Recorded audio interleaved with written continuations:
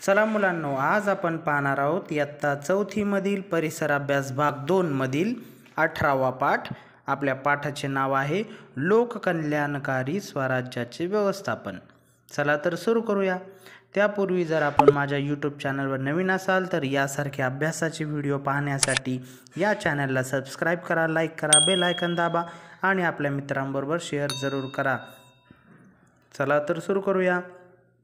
पहा, या अगोदरच्या पाठामध्ये आपण 17व्या पाठामध्ये पाहिलं होतं की शिवाजी महाराजांनी गडकोटांचे आणि आरमाराचे व्यवस्थापन कसं केलं होतं ते. तर या पाठामध्ये आपल्याला पाहायचं आहे शिवाजी महाराजांनी जे लोककल्याणकारी स्वराज्य निर्माण केलं त्या स्वराज्याचं शिवाजी महाराजांनी व्यवस्थापन कसं केलं होतं. ते स्वराज्य व्यवस्थित चालावं म्हणून शिवाजी महाराजांनी त्याचं व्यवस्थापन कसं केलं होतं ते या पाठामध्ये आपण पाहणार आहोत. आपल्या सर्वांना माहिती आहे की शिवाजी महाराजांनी आदिलशाही, मुघल, पोर्तुगीज आणि जंजीरेकर सिद्धी या अन्यायकारी सत्तांशी दीर्घकाळ लढा दिला. खूप कालावधी ते या सत्तांविरुद्ध लढले आणि शेवटी हिंदवी स्वराज्याची निर्मिती शिवाजी महाराजांनी केली. राज्यकारभाराचे काम व्यवस्थित चालावे म्हणून शिवाजी महाराजांनी 8 खात्यांमध्ये राज्यकारभाराची विभागणी केली. म्हणजे जे हिंदवी स्वराज्य निर्माण केलं होतं ते व्यवस्थित चालावं म्हणून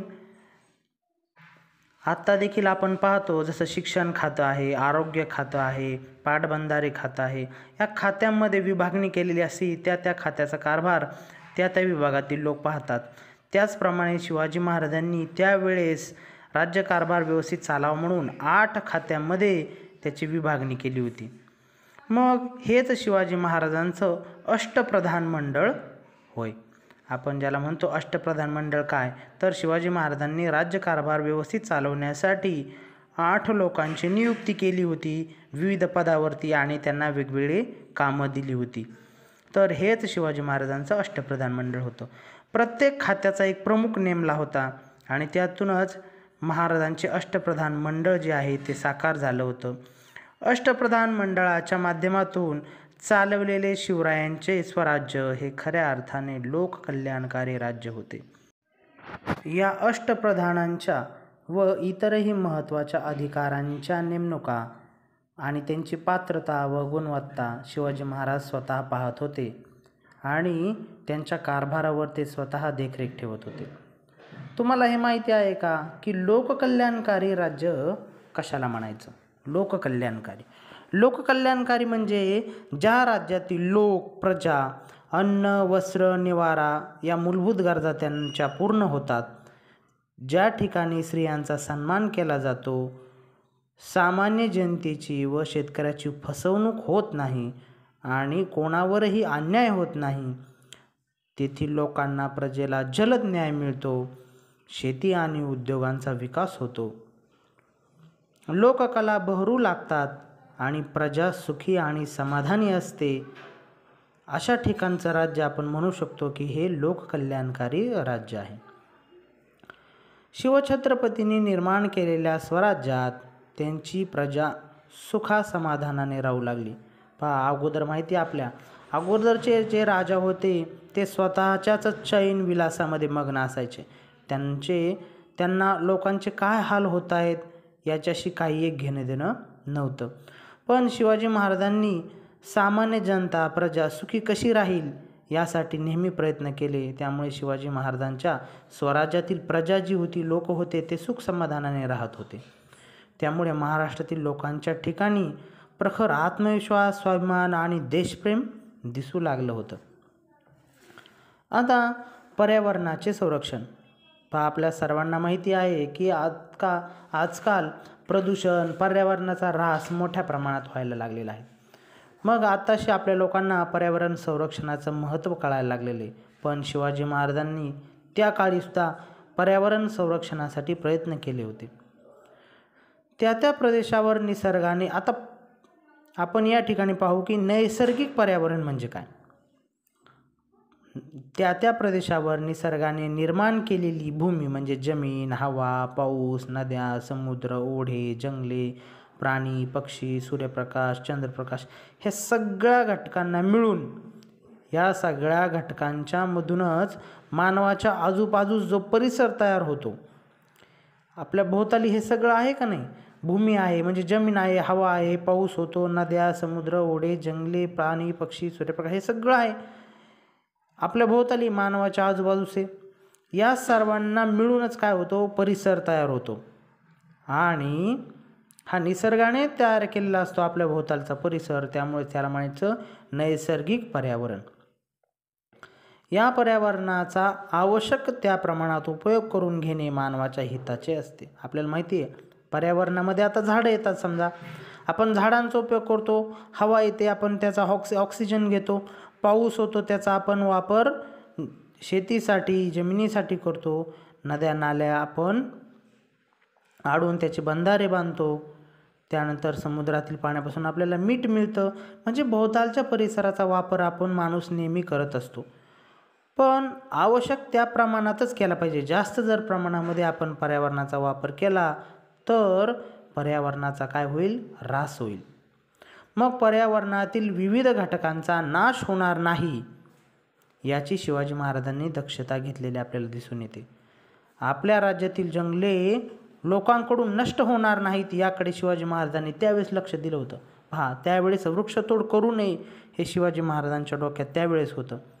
शिवाजी महाराजांनी आपले जे आरमार उभारलेलं होतं त्याच्यासाठी नावा, जहाज, वल्ले, सोट हे तयार करण्यासाठी लाकूड लागायचं. तर त्यावेळेस फक्त सागवानाचीच झाडे तोडावीत असं शिवाजी महाराजांनी सांगितलं होतं. अधिक सागवान जर पाहिजे असलं तर ते दुसऱ्या मुलखातून, दुसऱ्या प्रदेशातून खरेदी करा, पण कुठल्याही परिस्थितीमध्ये आपल्या इथालचे आंब्याची झाडं, फणसाची झाडं हे तोडू नका असं शिवाजी महाराजांनी आपल्या सैनिकांना सांगितलं होतं. का तोडू नका, तर आंबा, फणस हे जे मोठमोठी झाडे आहेत ही काही 1-2 वर्षात तयार होत नाहीत आणि लोकांनी ती लावलेली असतात, ती आपल्या मुलांसाठी लावलेली असतात. म्हणजे आता गावरान आंबा जर लावला तर त्याला लगेच फळ येत नाही, त्यावेळेस काही कलम नव्हतं. तर लोकांनी जे आंब्याची झाडं, फणसाची झाडं लावलेली होती ती आपल्या मुलांसाठी, नातवंडांसाठी लावलेली होती. त्यामुळे ती झाडं तोडू नका आणि प्रजेला दुःखी करू नका असं शिवाजी महाराजांनी सांगितलं होतं.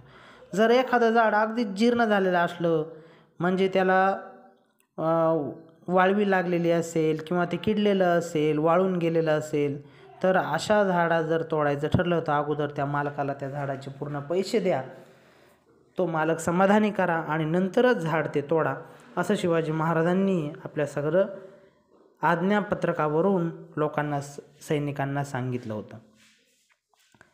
आता तुम्हाला हे माहिती आहे, पर्यावरण रक्षणाचे महत्त्व पटवून देण्यासाठी आणि पर्यावरणाचा ऱ्हास रोखण्यासाठी 5 जून, बघा तारीख लक्षात ठेवा, 5 जून हा दिवस दरवर्षी जागतिक पर्यावरण दिन म्हणून साजरा केला जातो. कोणता दिवस? 5 जून. काय? जागतिक पर्यावरण दिन. आता पाहू आपण पुढचा, जल व्यवस्थापन. जल म्हणजे काय? जल म्हणजे पाणी. शिवाजी महाराजांनी स्वराज्यातील गावोगावी छोटे मोठे बंधारे बांधून लोकांना पिण्यासाठी पाणी उपलब्ध करून दिले होते.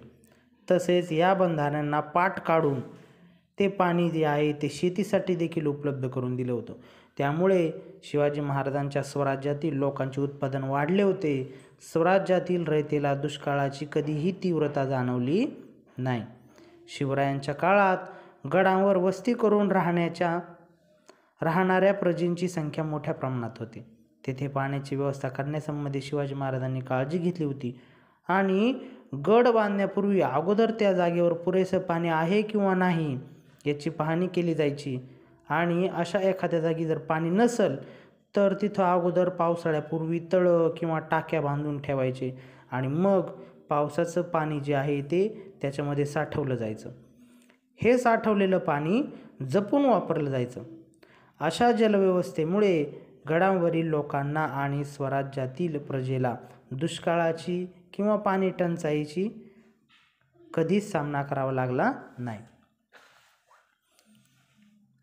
तर दुष्काळ निवारण, आता त्यावेळेस देखील दुष्काळ पडत होता, त्यावेळेस शिवाजी महाराज दुष्काळ कसा निवारण करायचे, प्रजेला काय मदत करायची ते पाहू आपण. दुष्काळग्रस्त काळात म्हणजे ज्या वर्षी दुष्काळ पडेल त्यावेळी शिवाजी महाराज शेतकऱ्यांना विविध सवलती द्यायचे. कोणत्या सवलती द्यायचे तर प्रजेला सारा माफ करायचे, शेतसारा जो आहे तो माफ करायचे. त्यामुळे स्वराज्यातील दुष्काळाची दाहकता कमी होत असायची. एखाद्या वर्षी स्वराज्यात जर दुष्काळ पडला तर शिवाजी महाराज सरकारी कोठारात असलेले धान्य लोकांना मोफत वाटायचे. तसेच दुष्काळाच्या वर्षी शिवाजी महाराज वेगवेगळ्या किल्ल्यांवर दुरुस्तीची कामं सुरू करायची. त्याचप्रमाणे धरणे, कालवे, बंधारे यांचे कामंही ते सुरू करायचे. या कामामुळं काय व्हायचं, शेतकऱ्यांबरोबरच जे कारागीर लोक होते म्हणजेच 12 बलुतेदार जे होते त्यांना देखील रोजगार मिळायचा. आणि रोजगार मिळाल्यामुळे स्वराज्यातील रयतेला दुष्काळाची तीव्रता कधीच जाणवली नाही. शेतकरी समृद्ध झाल्यामुळे काल ज्याच्या पायात जोडा नव्हता त्याने जोडा घेतला. जोडा म्हणजेच काय, चप्पल. अंगावर वस्त्र नव्हते म्हणजे कापड नव्हतं, त्याने वस्त्र घेतले. त्यामुळे लोक खरेदी केल्यामुळे आता पहा, एखाद्याने जर कपडे विकत घेतले तर विणकारांचं काम सुरू व्हायचं. राहायला ज्यांना घरे नव्हते त्यांची घरे बांधण्याची परिस्थिती निर्माण व्हायची. त्यामुळे घर बांधणाऱ्या गवंडी, सुतार, लोहार व वीट बनवणारा कुंभारसुद्धा यांना देखील कामं मिळायची. म्हणजे अशा प्रकारचं चक्र जे आहे ते आपोआप फिरल्या जायचं. अशा प्रकारे स्वराज्यात शेतकऱ्यांबरोबरच जे कारागीर होते, 12 बलुतेदार होते हे सुद्धा सुखी आणि समृद्ध झाले होते. आता पाहू शिवाजी महाराजांच्या काळामध्ये किंवा शिवाजी महाराजांच्या स्वराज्यामध्ये सागरी व्यापार आणि इतर व्यापारपेठा कशा होत्या ते. स्वराज्याचे संरक्षण चांगल्या प्रकारे व्हावे म्हणून स्वराज्याला लागून असणाऱ्या समुद्रावर आपली हुकूमत असली पाहिजे हा हेतू लक्षात ठेवून शिवाजी महाराजांनी स्वतंत्र आरमार उभारलं होतं. हे आपण अगोदरच्या पाठामध्ये पाहिलं होतं. तर शिवाजी महाराज इथंच थांबले नाही तर स्वराज्यातील व्यापार वाढावा म्हणून त्यांनी मालाची वाहतूक करणारी खास जहाजे बांधून घेतली. राजापूरसारखी व्यापारी बंदरे विकसित केली. त्याचप्रमाणे रायगडावर खास बाजारपेठ वसवली. पुण्याशेजारी खेड, शिवापूर ही वेगळी व्यापारी पेठ सुरू केली. मोठ्या गावात आणि रस्त्यावरील गावात व्यापारपेठा निर्माण केल्या. वीरमाता जिजाबाईंच्या हुकुमाप्रमाणे पुण्याजवळील पाषाण या गावात एक नवीन पेठ शिवाजी महाराजांनी तयार केली. तिचा उल्लेख आता जिजापूर म्हणून केला जातो. स्वराज्यातील व्यापार वाढावा म्हणून शिवाजी महाराजांनी बाहेरील प्रदेशातून येणाऱ्या वस्तूंवर जास्त कर बसवला. म्हणजे बाहेरून येणाऱ्या वस्तूंवर जास्त कर लागल्यामुळे त्यांच्या किमती वाढतील आणि स्थानिक लोकांनी तयार केलेल्या ज्या वस्तू आहेत त्यांच्या किमती कमी राहतील. म्हणजे स्थानिक लोकांना त्या ठिकाणी प्राधान्य मिळेल. पोर्तुगीज हद्दीत येणाऱ्या मिठावर त्यांनी अधिक कर बसवला. त्यामुळे त्या मिठाची किंमत वाढली. उलट स्वराज्यामध्ये तयार होणाऱ्या मिठावरील कर त्यांनी कमी केला. मग आपल्या इकडं लोकांनी बनवलेले मीठ स्वस्त मिळू लागलं. म्हणजे काय व्हायला लागलं, मग स्वराज्यातील मिठाचा व्यापार वाढला. त्यामुळे स्थानिक व्यापारात अधिक गती आली आणि स्थानिक व्यापाराला चालना मिळाली. स्वराज्यातील व्यापार उद्योगांची वाढ होण्यासाठी शिवाजी महाराजांनी नेहमी प्रयत्न केले. आपल्या प्रजेची व्यापाऱ्यांकडून कोणत्याच प्रकारची फसवणूक होऊ नये याकडे ते स्वतः लक्ष द्यायचे. कोकणामध्ये नारळ, सुपारीच्या व्यापारात लोकांची फसवणूक होत असायची. हे ज्यावेळी शिवाजी महाराजांना समजलं त्यावेळी शिवरायांनी तेथील सुभेदारांना ताकीद दिली होती. शिवाजी महाराजांच्या स्वराज्यामध्ये स्त्रियांचा कसा सन्मान केला जायचा तर युद्ध काळामध्ये शत्रू पक्षाच्या स्त्रिया किंवा मुले यांना कोणत्याही प्रकारची इजा करता कामा नये. उलट त्यांना अतिशय मानाने वागणूक देण्याचे हुकूम शिवाजी महाराजांनी दिले होते. पहा, सुरतेवर ज्यावेळी छापा शिवाजी महाराजांनी टाकला होता त्यावेळेस देखील शिवाजी महाराजांच्या सैन्याने कोणत्याही स्त्रीला, मुलांना कसल्याही प्रकारची इजा केली नाही. कारण की शिवाजी महाराजांनी त्या प्रकारचे आदेशच आपल्या सैन्याला दिले होते. उलट शिवाजी महाराजांनी असं सांगितलं होतं की त्यांना मानाने वागणूक द्या. शिवाजी महाराजांनी स्वतः अनेकदा आपल्या वर्तनातून स्त्रियांना मानाने कसे वागवावे याचा आदर्श सर्वांपुढे दाखवला होता. कर्नाटकातील बेलवडी येथे गढी जिंकण्यासाठी मराठी सैन्य गेले होते. त्यावेळेस तेथील गढीच्या रक्षणासाठी मल्लम्मा देसाई या शूर महिलेने मोठा संघर्ष केला. तिच्या पराक्रमाची बातमी शिवाजी महाराजांना ज्यावेळेस समजली तेव्हा त्यांनी मल्लम्माला आपली धाकटी बहीण म्हणून तिची गडी व गावे सन्मानपूर्वक तिला परत केली. तसेच तिला सावित्री हा खिताब दिला. शिवाजी महाराज स्वच्छतेविषयी सुद्धा खूप दक्ष होते. घरे आणि सार्वजनिक ठिकाणे अधिकाधिक स्वच्छ ठेवावीत यासंबंधी शिवरायांच्या काळामध्ये उपाययोजना केल्याचे आपल्याला समजून येते. घराभोवती निरगुडीच्या झाडांचे कुंपण घालून घरामध्ये उंदीर, विंचू, किडा, मुंगी यासारखे प्राणी येणार नाहीत याची दक्षता घ्यावी. त्याचप्रमाणे धूर करून आरोग्याला धोकादायक असणारे जंतू नष्ट करावेत अशी ही आज्ञा शिवाजी महाराजांनी दिलेली आपल्याला पाहावयास मिळते. गडावरील बाजारपेठेत, रस्त्यावर केरकचरा राहणार नाही याची ताकीद देण्यात आलेली आपल्याला पाहायला मिळते. इतकेही करून जर जागोजागी कचरा पडला असेल तर तो झाडाखाली फेकू नये. तो कचरा त्याच जागेवर जाळून टाकावा आणि त्यापासून होणारी राख परड्यातील भाजीपाल्यासाठी खत म्हणून वापरावी अशा विविध सूचना शिवाजी महाराजांनी त्यावेळी दिल्या होत्या. शिवाजी महाराजांनी गडाची उभारणी, तोफा, दारुगोळा, आरमार, पर्यावरणाचे संरक्षण, जल व्यवस्थापन, सागरी व्यापार आणि व्यापारपेठा, स्वच्छतेविषयी दक्षता यासंबंधी जे व्यवस्थापन केले होते ते आजही आपल्याला मार्गदर्शकच आहे. हिंदवी स्वराज्य. हिंदवी स्वराज्य हे शिवाजी महाराजांचे स्वप्न होते. हिंदवी म्हणजे हिंदुस्थानात राहणारे, मग ते कोणत्याही धर्माचे असो, कोणत्याही जातीचे असो, त्यांचे राज्य ते हिंदवी स्वराज्य. उदार धार्मिक धोरण. शिवाजी महाराजांचे धार्मिक धोरण उदार होते. मोहिमेवर जात असताना शिवरायांनी मशिदींना कधीही उपद्रव दिला नाही. कुराण शरीफची एखादी प्रत हाती जर लागली तर ती प्रत सन्मानपूर्वक मुसलमानांकडे त्यांनी सोपवली. कोणी मुसलमान म्हणून ते त्याचा द्वेष करत नसत. कोणी धर्म बदलला तर पुन्हा त्याला स्वतःच्या धर्मात परत यावेसे असे वाटले तर ते त्याला दूर लोटत नसत. बजाजी नाईक निंबाळकर हा शिवरायांचा मेहुणा होता. तो विजापूरच्या आदिलशहाच्या चाकरीत होता. आदिलशहाने त्याला स्वतःच्या धर्मात घेतले. बजाजी विजापुरात राहू लागला. त्याला काही कमी नव्हते, पण आपला धर्म बदलला याबद्दल त्याचे मन त्याला खाई. त्याला वाईट वाटे. त्यामुळे त्याने स्वधर्मात परत यायचे ठरवले. तेव्हा शिवरायांनी त्याला स्वधर्मात घेतले. नेतोजी पालकर याची हकीकतही अशीच आहे. नेतोजी पालकर याचा धर्म बदलला, पण नंतर त्याला स्वधर्मात येण्याची इच्छा झाली तेव्हा शिवरायांनी त्यालाही स्वधर्मात घेतले. शिवरायांचे 8वे रूप. काळ्याकुट्ट अंधारात आपली दिशा ठरवून वाट काढायची. संकटे आली असता डगमगून न जाता त्यावर मात करून पुढे जायचे. बलाढ्य शत्रूशी आपल्या तुटपुंज्या बळाने झुंज देत आपले सामर्थ्य वाढवत जायचे. सहकाऱ्यांना उत्साह देत व शत्रूंना सतत चुकवत यश मिळवायचे. हे सगळे गुण शिवाजी महाराजांमध्ये होते. शिवाजी महाराज एक आदर्श पुत्र, सावध नेता, कुशल संघटक, लोककल्याणकारी प्रशासक, हिकमती लढवय्या, दुर्जनांचा कर्दनकाळ, सज्जनांचा कैवारी आणि एक नव्या युगाचा निर्माता असे होते.